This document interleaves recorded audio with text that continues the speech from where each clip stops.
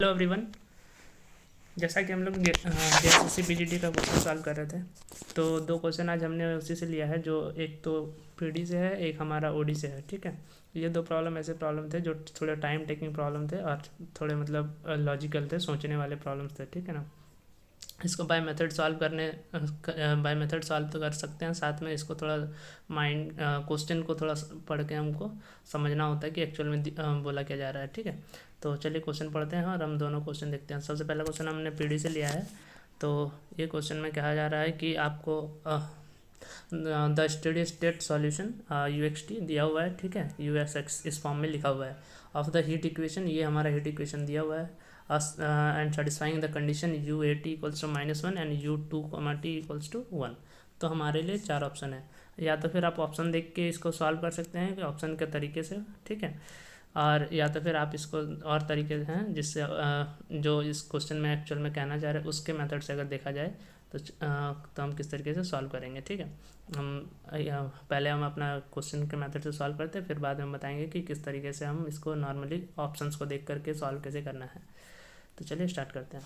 ठीक है, तो जैसे कि हमें दिया हुआ है कि ये जो हमारा यू एक्स टी है वो एक स्टेडी स्टेट सॉल्यूशन है। इसका मतलब क्या है कि ये जो कुछ टाइम के बाद ये क्या हो जाएगा, ये इसका जो partial derivative with respect to time होगा वो क्या होगा, जीरो हो जाएगा। तो ये सब को बोलते हैं हम लोग ट्रांसिएंट प्रॉब्लम, है ना। तो अगर यू टी जीरो हो जाएगा, यहाँ से हमें पता चल गया क्या, u t equals to zero.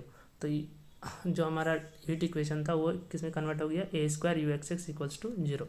तो इसका जो सॉल्यूशन बनेगा वो सॉल्यूशन बन जाएगा मतलब यहाँ से हम अगर इम्प्लाई करें तो क्या करेंगे हम यहाँ से, या तो फिर ए जीरो होगा या तो फिर यू एक्स एक्स जीरो होगा। अब अगर यू एक्स एक्स जीरो हुआ तो वहाँ से हमें एक सॉल्यूशन मिलेगा यू बराबर ए एक्स प्लस बी।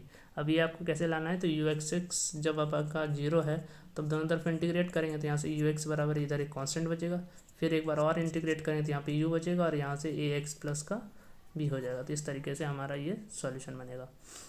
अब हम यहाँ से अगर कंडीशन का यूज़ करें, जो हमारा कंडीशन दिया हुआ था, ये जो हमारे दो कंडीशन दिए हुए थे u a t equals to -1 and u two t equals to +1। तो यहाँ से आप कंडीशंस का यूज़ करके इसको हम इस तरीके से लिख दें, u a t equals to -1 मतलब यू ए, क्योंकि टी तो यहाँ पे फिक्स है, टी का कोई चेंजेस नहीं है ना।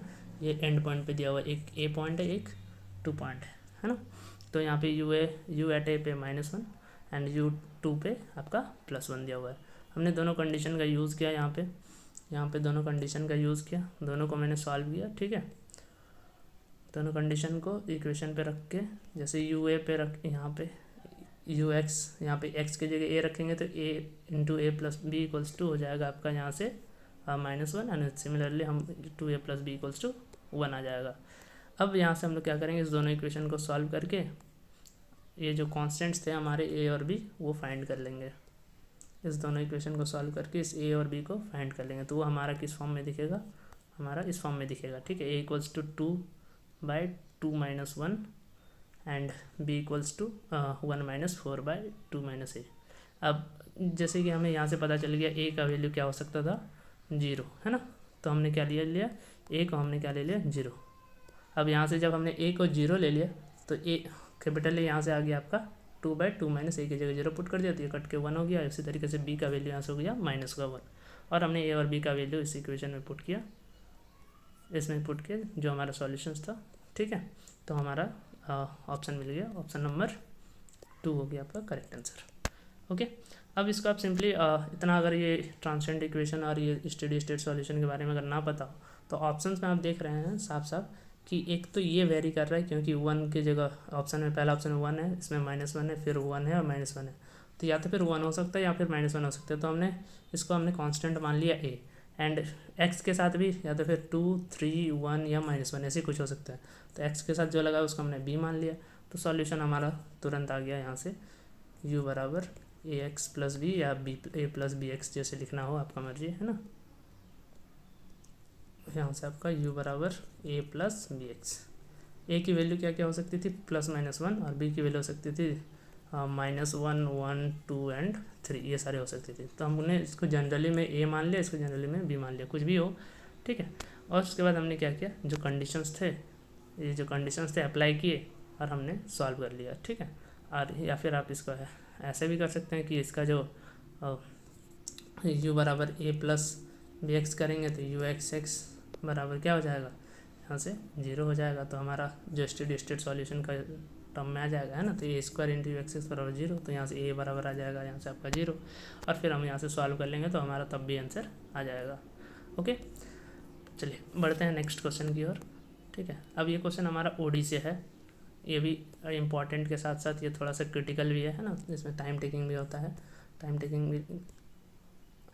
अब देखिए क्वेश्चन क्या कह रहा है, consider the variable u that satisfies, है ना, सेटिस्फाइज ये वाला the equation d u by d theta square plus u equals to 2k, यहाँ पे कॉस थीटा है। ठीक है, एंड द कंडीशन दिया हुआ है u has some values when theta equals to pi plus minus pi by 2 and integration of 0 to infinity u d theta equals to 0।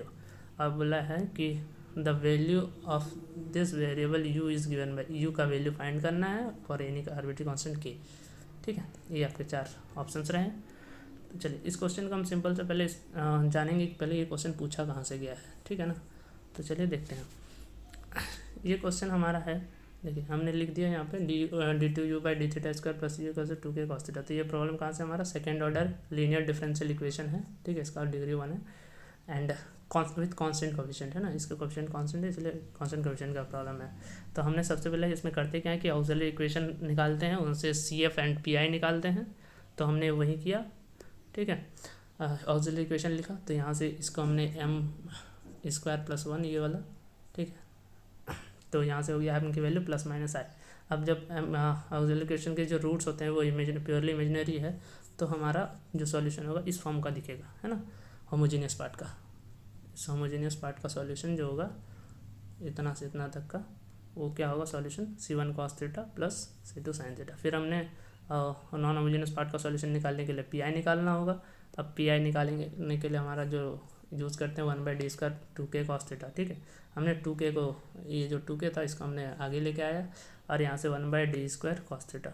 अब यहाँ से हमको इसको सॉल्व करने का तरीका होता है कि एक ऊपर में थीटा लगाइए और नीचे वाले को डिफ्रेंशिएट कर दीजिए। तो नीचे वाले 2d का डिफ्रेंशिएशन d² का डिफ्रेंशिएशन 2d हो जाएगा, यहाँ से d² का डिफ्रेंशिएशन 2d हो जाएगा एंड 1 का डिफ्रेंशिएशन 0 हो जाएगा। ठीक है, यहाँ से 2 कैंसिल, और हम लोग जानते हैं 1/d मतलब क्या होता है, इंटीग्रेशन, है ना। तो यहाँ से हमने क्या कर दिया, यहाँ से हमने इंटीग्रेशन कर दिया नीचे cos थीटा का एंड ये cos थीटा का, है ना। तो यहाँ से हो गया k theta sin theta, P I का वैल्यू आ गया। तो हमारा जो जनरल सॉल्यूशन होता है u बराबर जो लिखते हैं हम लोग CF प्लस पी होता है ना, non homogeneous linear differential equation with constant coefficient का। तो हमने इस फॉर्म में इसका आंसर यहाँ पे लिख दिया है। ठीक है, u बराबर C1 cos theta plus C2 sin theta plus k theta sin theta. Okay, अब हम लोग कंडीशन का यूज़ करेंगे और C1 C2 की वैल्यू फाइंड करने का कोशिश करेंगे। तो हमारा फर्स्ट कंडीशन जो दिया हुआ था कि u has some value and theta equals to plus minus π/2। तो हमने प्लस माइनस मैंने π/2 ही ले लिया और π/2 का यूज़ करके हमने इसमें पुटअप कर दिया जो हमारा सॉल्यूशंस था। ठीक है, थीटा की जगह पे, तो हमारा रिजल्ट में ये आया। अब हम यहाँ से हमने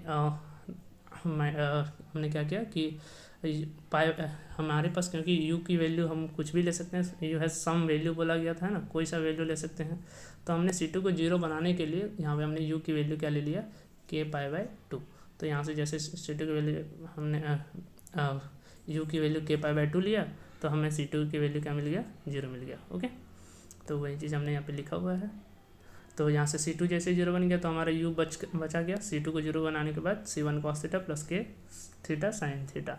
अब हमने क्या किया, जो सेकंड हमारा कंडीशन था उसका हमने यूज़ किया। ठीक है, u डी थीटा और u की वैल्यू यहाँ से पता, तो हमने यहाँ से u की value C1 cos theta plus k theta sin theta put कर दिया और यहाँ से हमने इंटीग्रेशन लगा दिया। अब इंटीग्रेशन में इसकी जगह तो थीटा sin थीटा है, तो यहाँ पे हमने बाय पार्ट्स लगा के यूज़ किया और फिर हमने upper limit and lower limit put किया। ठीक है, तो हमारे पास ये बचा। अब यहाँ से जब हमने अपर लिमिट और लोअर लिमिट पुट किया तो थीटा की जगह π/2, यहाँ पे भी π/2 और यहाँ पे भी π/2, तो हमारा बन गया ये वाला। लेकिन जब 0 पुट कर sin 0 0 हो जाता है, ये भी 0 हो जाएगा इस वजह से, और sin 0 फिर 0, तो खत्म हो जाएगा, है ना, इसलिए यहाँ पे सिर्फ 0 लिख दिए। अब sin π/2 की वैल्यू 1, तो यहाँ से C1 बचा, ये तो cos π/2 0 हो गया तो खत्म, और यहाँ से sin π/2 की वैल्यू 1, तो k × 1 k बच गया। तो C1 बराबर माइनस का k, C1 माइनस k हो गया, C2 0 हो गया। तो हमने u की वैल्यू जैसे पुट कर दिया यहाँ पे और हमारा आंसर निकल के आ गया k थीटा के into theta sine theta minus cos theta. तो इसके लिए आपका सही ऑप्शन कौन सा हो जाएगा? इसके लिए आपका सही ऑप्शन हो जाएगा ऑप्शन 3। ओके, होप सो आपको दोनों क्वेश्चन का आंसर मिल गया होगा और अच्छे से समझ में आ गया होगा कि किस तरीके से हम इस दोनों ऐसे क्वेश्चंस को सॉल्व करेंगे। Thank you for watching. आशा करते हैं आप इसी तरीके से बने रहेंगे।